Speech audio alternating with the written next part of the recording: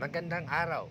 Ito po ang nangyari sa handrail na ito ay kapag kinalabit mo ang gatilyo niya, ayaw gumana. Chinek ko naman yung baterya niya, maayos naman, malakas naman ang karga, pero ayaw gumana. Kaya ito ngayon ang ating susolusyonan. Pagbukas ko, puntirya ko agad ang kanyang DC motor para ma-check ang continuity, and then inaktual ko sa voltahe. 12 volts ang ginamit ko. Umusok yung wire. Ginamit ko yung baterya ng handrail, ay lalong umusok. So shorted yung motor. So no choice, kailangan palitan. At dahil sa shorted yung motor, dinamay niya pati ang trigger switch natin. Open na, kahit anong kalabit mo, wala na talaga siyang contact. At ang malungkot na katotohanan, wala tayong ma-order niyan o mabili online kung saan man. So remedyohan, operahan na lang natin to, baka kaya pa. So ito ang sumunod na nangyayari. Kinapa ko ang switch natin para magkakilala kami. Ito pala ang laman niya.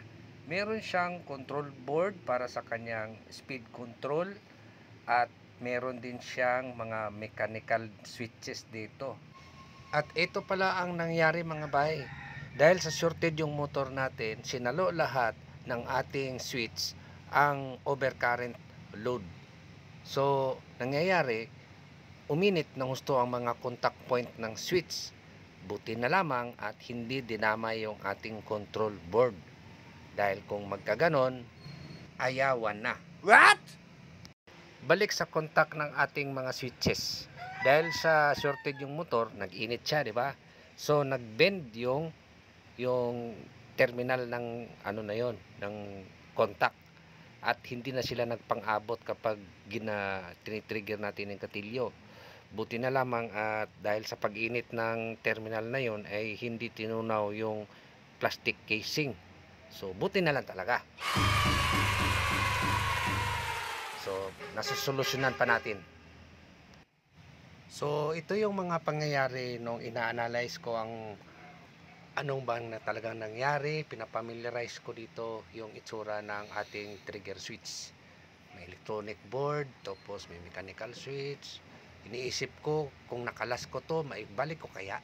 So yun ang mga gumugulo sa isip ko noon. At buti na lang nagawa ng paraan. Tara mga bay, subukan na lang natin kung okay ba yung ginagawa natin.